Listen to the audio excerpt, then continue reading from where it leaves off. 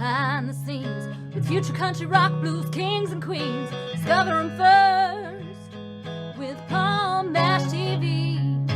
Palm Mash TV.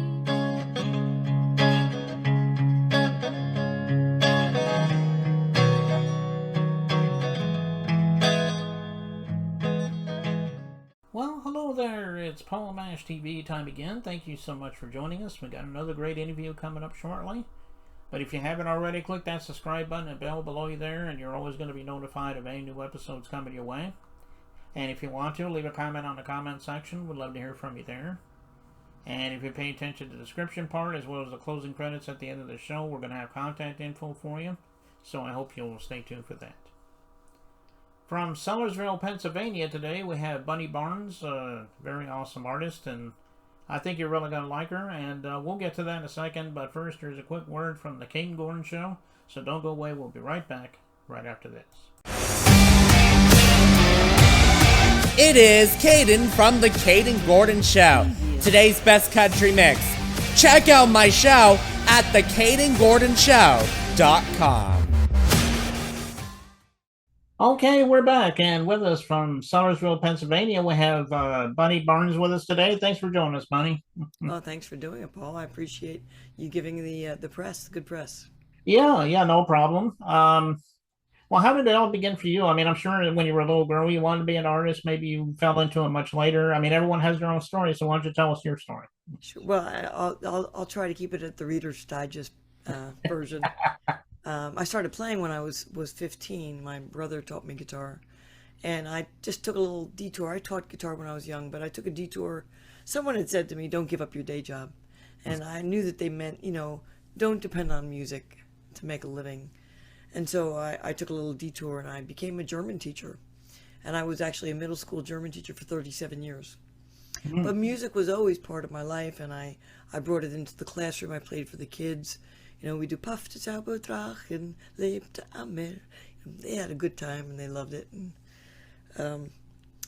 but I always really wanted to play, and I would still teach. I continued to teach, and I taught picking patterns, and I would sing with what I did. And eventually, somewhere around 2004, you're talking about 1972 is when I started teaching German. Mm. Somewhere around 2004.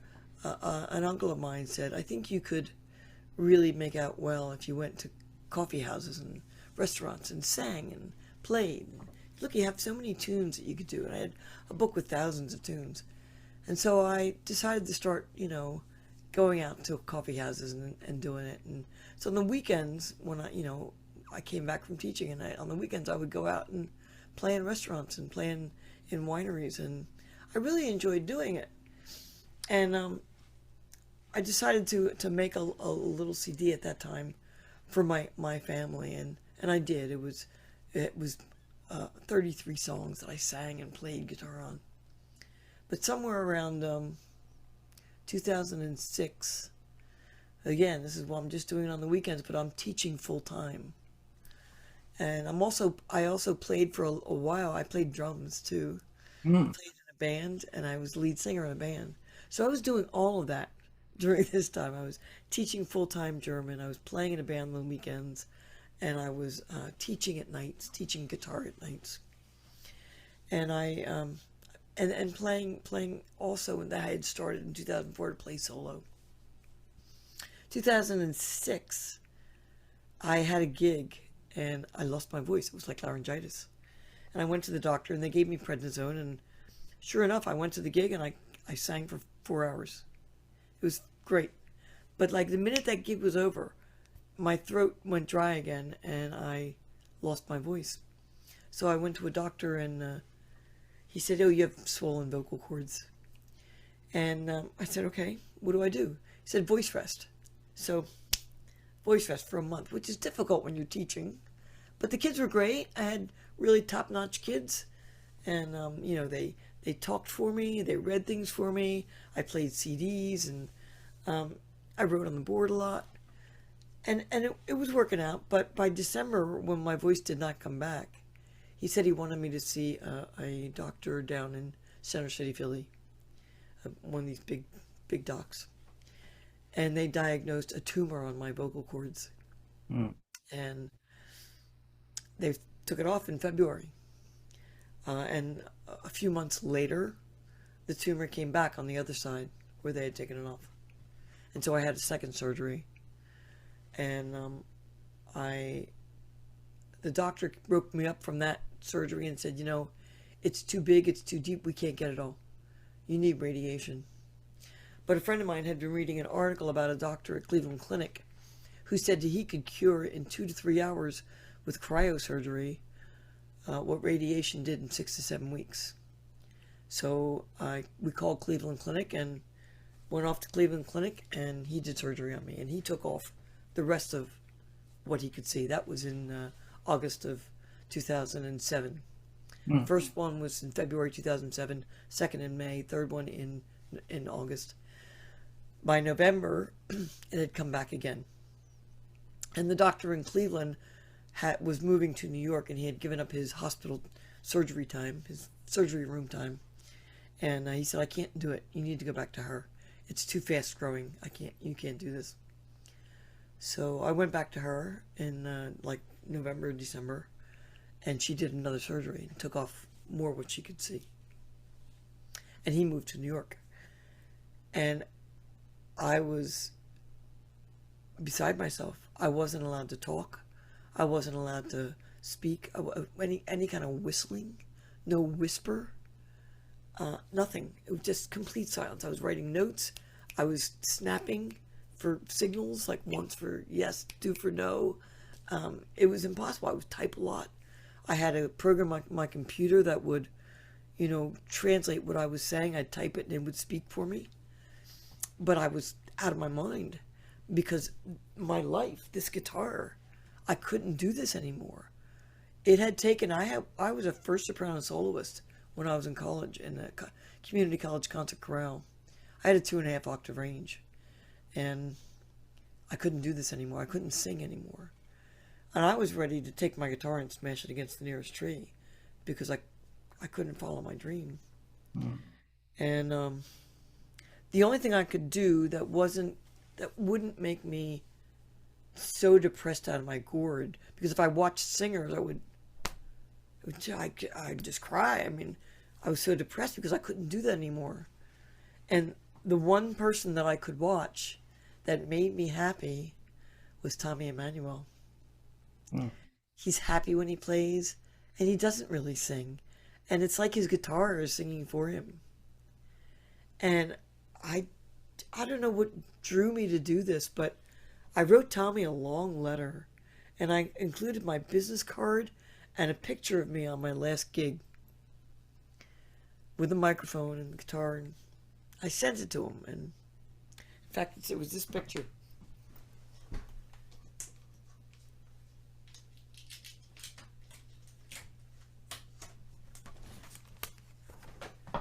This was in 2006.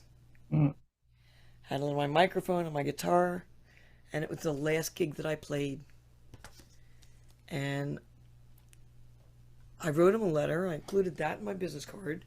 3 days later, he called me. And I was still on voice rest. But he left me a message, and he said, I feel really blessed to have gotten your letter. And please don't give up. I hope that you're healing. Please don't give up. Let the guitar be your voice. And I want to hear you play when I'm in town in 6 months. Wow.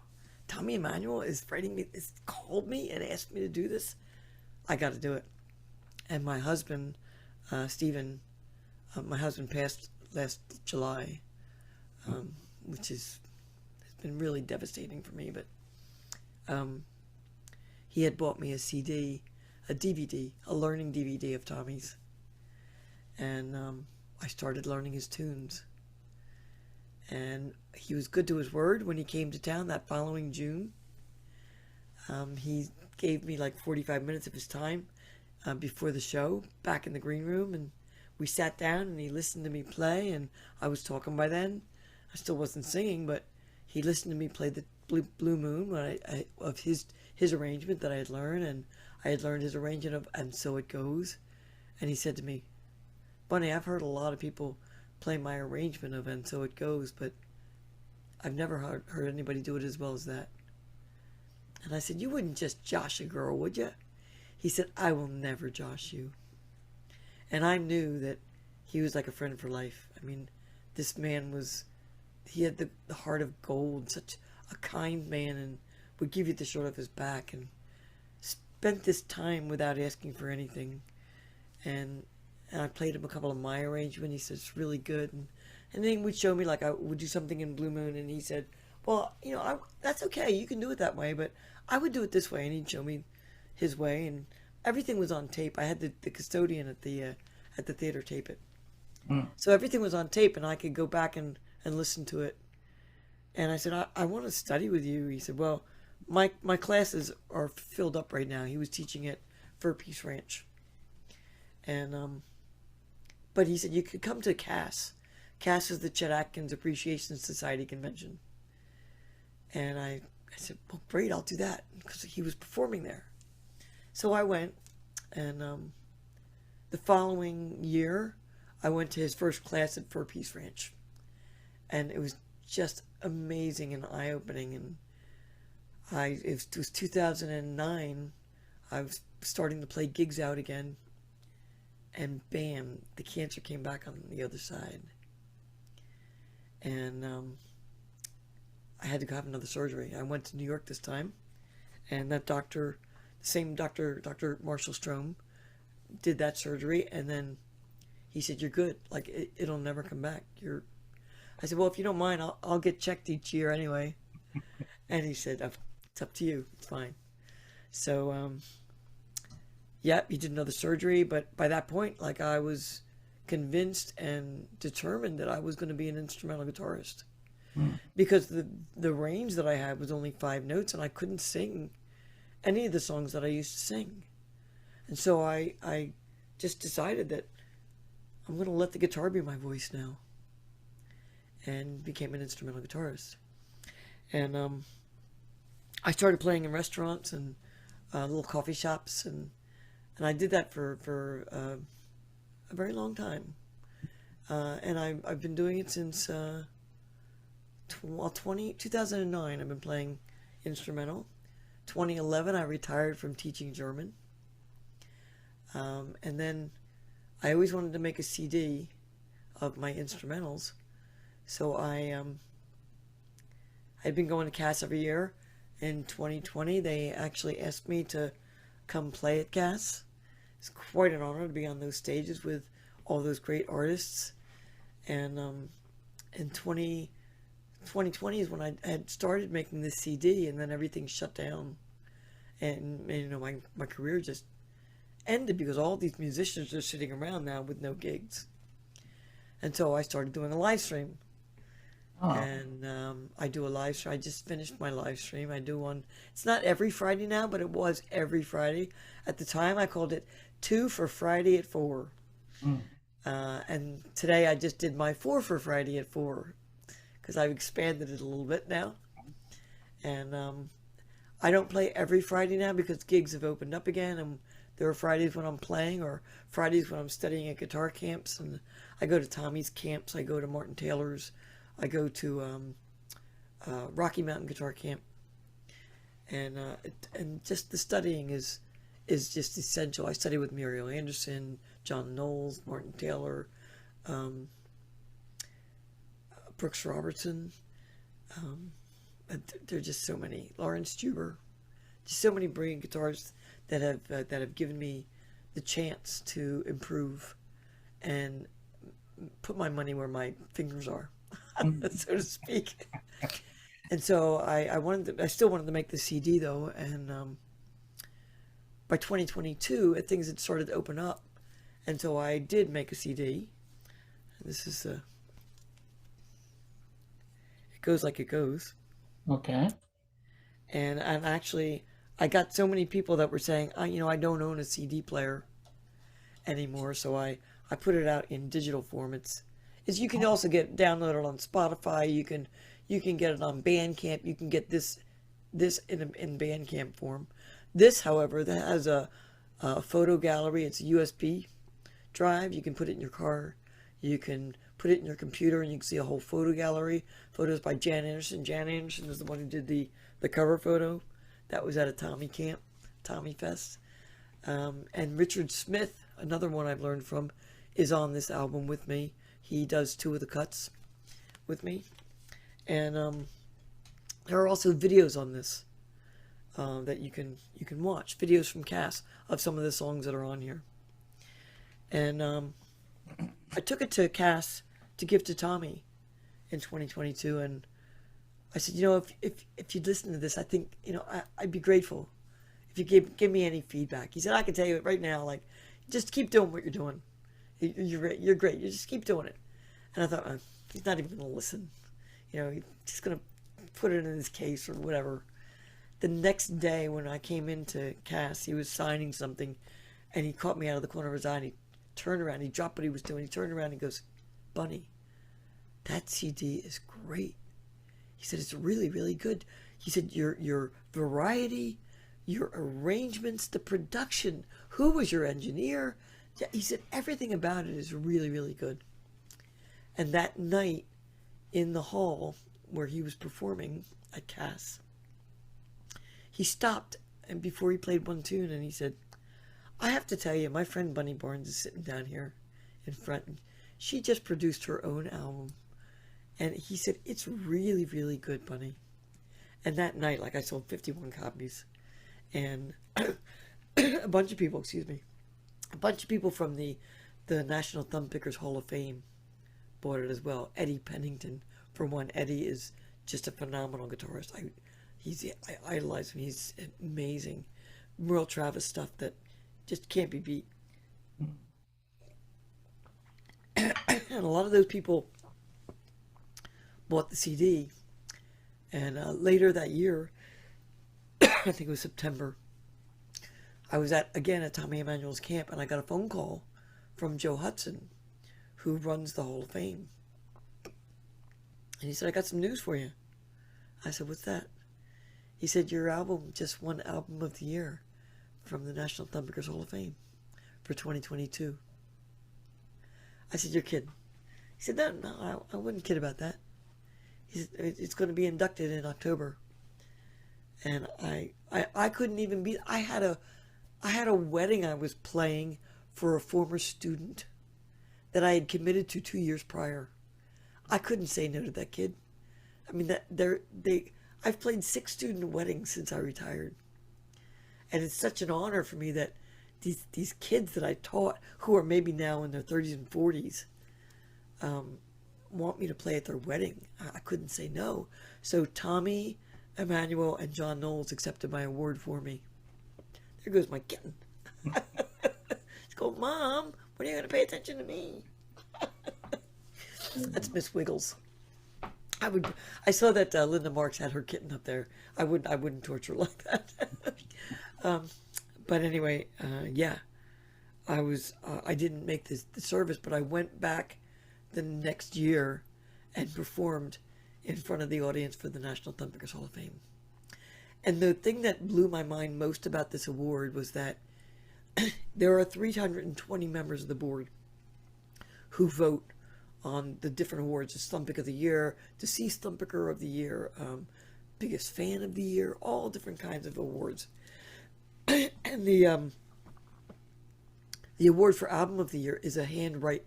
They have to handwrite the title in. And enough people have to write your title in to win. And evidently enough people wrote in my title for it to win Album of the Year. So it was quite an honor for me. I feel like maybe Eddie Pennington and Tommy Emmanuel were instrumental in that, but I don't know for sure. John Knowles. But it's quite an honor. And so now I'm just continuing with my playing. I performed at the Philadelphia Folk Fest. I performed at Sellersberg Theater, which is really a big place around here.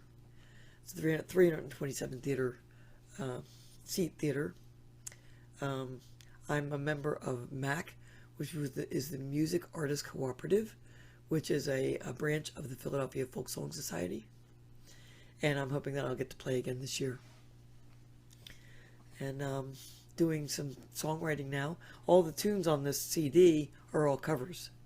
And it's very expensive to make a CD with covers because you have to pay licensing fees.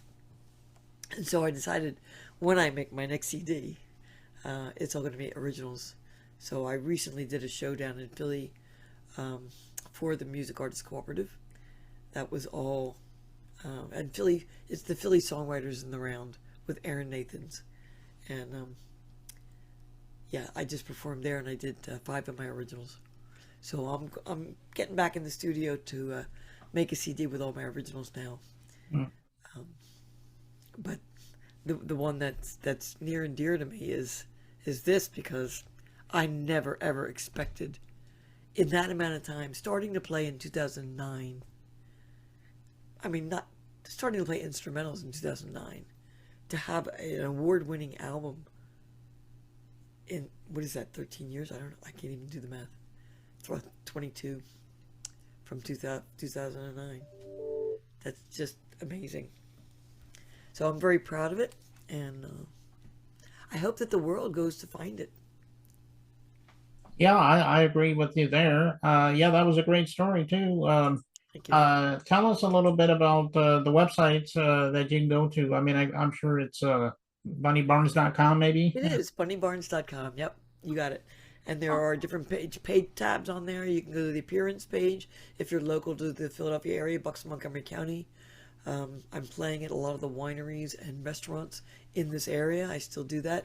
It just keeps you sharp, man. It keeps you in front of people. People can hear you. People buy your CD. People want to come hear you more. People want to come to your shows. I'd like to do a Northeast tour, but I'm still working on that. If anybody's out there that is doing house concerts up the Northeast corridor, get in touch with me, please. I would love to do a little tour in that area. I'm doing some house concerts around here, and it's, hey baby, oh, she coming to say hello? Are you coming to say hello? Here's my little girl. Hello, Miss Wiggles. Did you want to say hello? She's a stray that walked into my life and walked into my heart a month before my husband got sick. So I think that she was meant to be with me. That's my Miss Wiggles. So yeah, you can go to my website, bunnybarnes.com. I have a Facebook page. I have 2, actually. I have a personal page, and I have one that's Bunny Barnes, instrumental fingerstyle guitarist. That's my professional Facebook page. And then there's Bunny Barnes Guitarist is my Instagram page. And I have a huge presence on there as well. A couple thousand followers on both of them. And then there's a YouTube page as well. Easy to find me on YouTube page. Just type Bunny Barnes and I'll come up. Okay. Well, And check you'll them see out. actually one of these pictures like this. Oh, Can't okay. miss me. All right. Well, check them out on all those sites, and she'll probably have concert information when you're going to be in Sellersberg, and I'm sure that you can check her It out at one will. of those It's places. all on my announcement page. Yep, on my appearance page. Well, just a minute ago, you said all you had was covers, and this is a song you're going to do, which is a cover. It's "What a Wonderful World" by Louis Armstrong. Right off of that CD. I'm sure that song was a very inspiration to you, and that's why you chose this song. Or Well, and the other reason is that when Louis did this song, he only asked for $250 to pay the band. I thought that was just amazingly noble. And he never lived long enough to see it become famous. It only became famous after it was used in Robin Williams' Good Morning Vietnam. mm, And I admire Louis a lot. And, despite all of the strife that's going on in the world right now, it's pretty crazy out there. It got a lot of crazy things going on. There are very happy people and very, very upset people. And I think that despite that, there are a lot of good people in this world, and I do think it's a pretty wonderful world.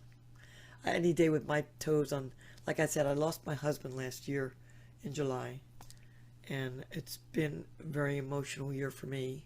A great roller coaster, and he was a classical guitarist as well, the love of my life. He was my muse. I would go to him for advice on how to play things and what positioning this was, or I'm missing a chord. He was always able to tell me where. Well, here, I'll show you a picture. Here's my honey.